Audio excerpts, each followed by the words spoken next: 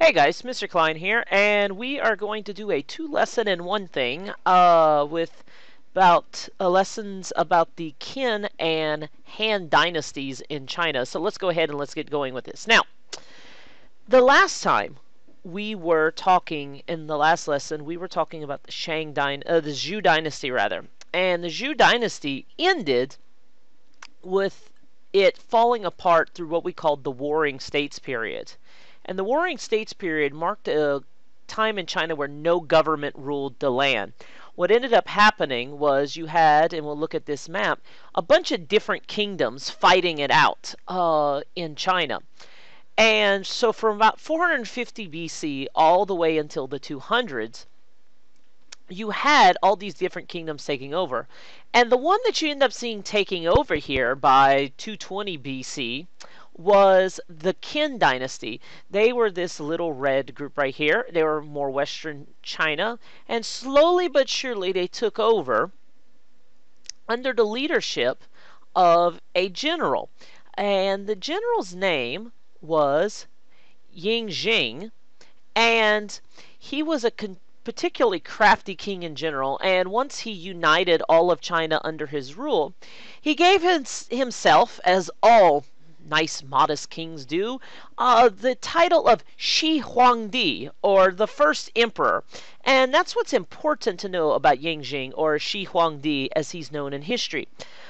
Shi Huangdi united all of China under his rule, and in the last lesson we talked about Confucianism, we talked about Taoism, and we talked about legalism. And the important thing to know about Shi Huangdi and the Qin dynasty is that it embraced legalism instead of Taoism. He didn't like things to flow, rather he thought everyone was bad and the king had to be crueler than anyone else in order to keep him in power. And as a result, he created a really strong government with him in charge, with very, very strict laws. And here's a picture of him, Shi Huangdi, right here in his imperial dress. And it's important to know about Shi Huangdi is that he's the first emperor of China. Now, whenever we talk about kings and emperors and things like that, for us, you know, you guys, you're in 6th grade, you might not understand the difference, but essentially, a king rules a kingdom. That's the lands under him. An emperor is like on top of a king. He rules several kingdoms under his command. And so when Shi Huangdi did this, whenever he took over all those countries in China at the end of the Warring States period, he took away the king's right to rule their other kingdoms and put himself in charge. So because he was ruling all of those kingdoms, hence the name Shi Huangdi, or first emperor, because he ruled all the kingdoms under himself. Now, among the reforms of the Qin dynasty was a uniform system of laws, which coincides with legalism in that everybody needs to follow the same laws. And rules and punishment were the same across China. Nobles, peasants, you broke the law, you were punished, and you were punished very harshly. One of the things that Shi Huangdi did in order to get rid of the separate kingdoms and stuff and create a unified China was to make things the same across the empire, hence the same laws. The written language was standardized, which is a big reform. Monies, weights, and measurements were also standardized. So no matter where you were across Qin China, which is right here, you were able to read the same writing, you were able to speak the same language, you were able to pay with the same type of money, you were able to use the same units of measurement all over. Now, many networks of roads were built, and irrigation systems that are actually in use even today in rural China. All throughout this area, you had waterways and canals and stuff that are seen even today. Under the Qin dynasty. And Shi Huangdi put a lot of people to work for a lot of time. And among the things he built was, most famously, once he took over as king at the age of 13, he started building his own tomb in order to enjoy the afterlife. And what he had servants build was an entire army of terracotta warriors. And his mausoleum, which has been found underground near the modern-day city of Xi'an. Here now, Xianjiang was the name of the city, and it's essentially a huge temple with a football field sized tomb just for him, which we have found, but we haven't opened it yet because we're scared to contaminate it or anything like that. And this massive army of terracotta warriors. There were chariots, there were horses, there were infantrymen, there were archers, there were spearmen, you name it, an entire army of these warriors, and they were all created individually. They have individual faces, individual dresses, and everything like that. And they were found in 1974, and it's considered a World Heritage Site. And even today, scientists and historians are working to dig up very carefully and catalog all of these warriors. And so, since Shi Huangdi was doing this, he had people building mausoleums, he had people building roads, he had people building canals with the threat of punishment or death, and he wanted to keep the kingdom safe from fierce invaders, and so he began building really the greatest achievement, which is the Great Wall of China, which was a series of defenses built to protect China from invaders. Now, the Great Wall of China actually began during the Warring States period. And this right here is a picture I found of a map of the Warring States for the Great Wall of China starting out in the Warring States period, these yellow lines. Orange is what Shi Huangdi and the Qin Dynasty did. The red was added under the Han Dynasty and the Wei, Qi, Sui, the Liao and Jin, and then also the Ming Dynasty later on. But all of these walls and all of these defenses were designed to protect China from the north and the Mongolian nomads who would attack on horseback and stuff. And the Great Wall is even seen today. Now, you might have heard that, the Great Wall of China is the only thing you can actually see from space that's human built. That's not true. Because it is really narrow. After all, you can see the size of the people right there. But it's really one of the greatest engineering feats of all humanity because it was built over such a long period of time, and it's still in place engineering and structurally wise even today. Despite these achievements, though, Shi Huangdi, people ended up getting ticked off at him because they were tired of him executing them for pretty much no reason other than not working at all of these things, which we'll see with the Han Dynasty in a minute. And despite all of this, the Chinese rebelled and the country fell into disorder after the capital was burned. And if you remember, my discussion of Confucianism, and Taoism, and legalism is that all these things are talking about how China's so big and big problems. So unless you had, as we see in Chinese history, unless you have someone really strong holding all of China together, it quickly falls into disorder. And so the Qin dynasty didn't last really long. It only lasted about 50, 60 years. But after the fall of the Qin dynasty, you had a brief civil war, and you had a farmer who was a sheriff, and his name was Liu Bang.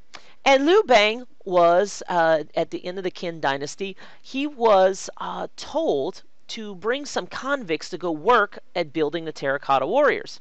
Now, he didn't really like the Qin dynasty, and so instead of bringing the convicts, he helped them escape, and he hid in the mountains for several years. Now, after Shi Huangdi's death and the fall of the Qin dynasty, he put together an army, Liu Bang right here, and leads a successful rebellion against the Qin dynasty, overthrows them, and puts him in charge. So the son of a farmer in China ended up hitting the big time and becoming in charge. And because of his roots as a farmer and being more fair to people, he gained the people's loyalty and trust, founding the Han Dynasty. His successor was named Wu Di, and Wu Di built on the success of the Han Dynasty. And here's a picture of Emperor Wu Di in his traditional clothing.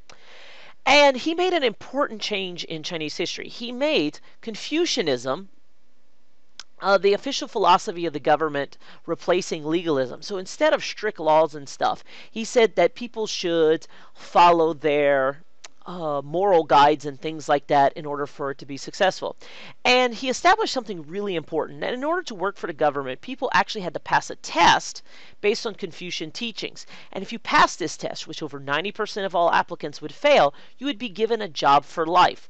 Creating a civil service and a bureaucracy, or people who work for the government, that's led as an example that we see even to this day in China and the United States and pretty much anywhere else in the world. And the Han Dynasty really took off, and it lasted for over 400 years, and it grew out. As you can see, the Han Dynasty ended up pushing south and created trade routes that moved west.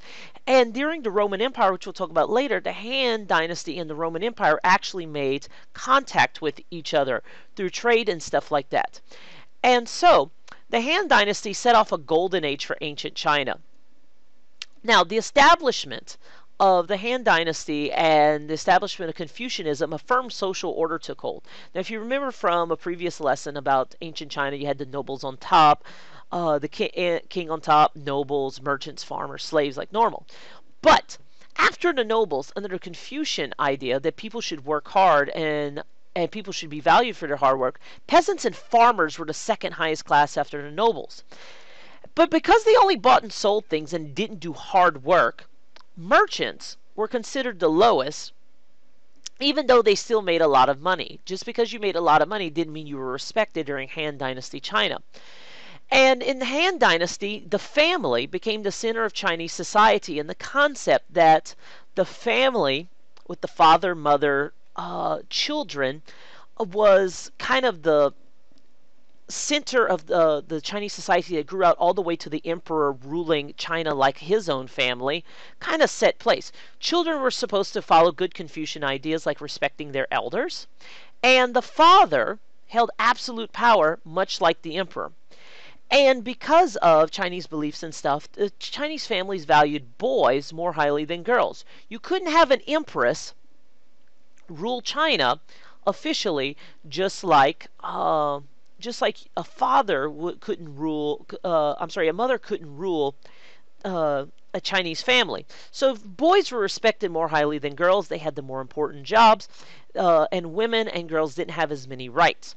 Now, the Han Dynasty is considered to be the highlight of ancient China, so let's look at some of their achievements. And there were many achievements, including paintings and portraits that were considered very realistic. Chinese paintings and artistic styles tend to be more realistic than some other ancient ones that we see. The Chinese invented lots of things, as we all know, things like paper. They ground plant fibers down into a paste and they let it dry in sheets. And so that's the same idea that we use today for paper. They also invented a bunch of different technological things that we want to talk about. First is not so much an invention, but their particular type is a sundial, because actually the ancient Egyptians were the first ones to use it. It's a method of telling time using the shadow of the sun. And so they invented the sundial. Later on in the Han Dynasty, you had the seismograph, which was a device that measures the strength of an earthquake and also the direction. And so what this did was, when it was shaking, one of the dragons would drop a marble into the mouth of the frog, and that would tell you the direction where the earthquake came from. And Chinese traditional medicine really took hold. And the medical study was of acupuncture, which is where you use needles in order to help heal the body. Now, acupuncture in modern medical studies doesn't have a lot of evidence for it working, but it's still considered to be an important part of Chinese medicine even today. And so here's a diagram from the 1300s saying that all of these points in the body, if you poke it with a special needle, it provides pain relief to the other parts of the body, because it regulates the flow and stuff. It's generally based on Taoist principles. So there we go. That's our lesson. A little bit longer than normal, I know, but let's review this real quick. We had the Qin Emperor, Shi Huangdi. He was the first emperor of China, and after the Warring States period, he pulled all of China together and ruled with an iron fist. He built several different things, including his own mausoleum full of hand-painted terracotta warriors. He started major construction of the Great Wall of China, and a series of networks of roads and canals that are even used today. He used a legalist form of government and ruled extremely harshly and strict. People got tired of it, and he was overthrown by a guy named Liu Bang, who was a farmer turned good, and he became the emperor and founder of the Han Dynasty. The Han Dynasty's successor was Wu Di, who changed legalist philosophy in government to Confucianism, which involved people taking tests in order to show their confidence to serve in government. And the Han As a result, Confucianism took hold in the family. Boys were more important than girls. The father was the head of the family, much like the emperor, and the family was the center of Chinese society. And under the Han Dynasty, the Chinese invented lots of things like paper, the sundial, um, a modern sundial, a Chinese seismograph that could actually show where earthquakes at, and you had a boom in medicine, considering things like acupuncture, which use needles in order to heal the body. So there you go. Long video, I know, but it's 2 lessons wrapped up in one. So as always, if you have any questions, please let me know, and thanks for watching.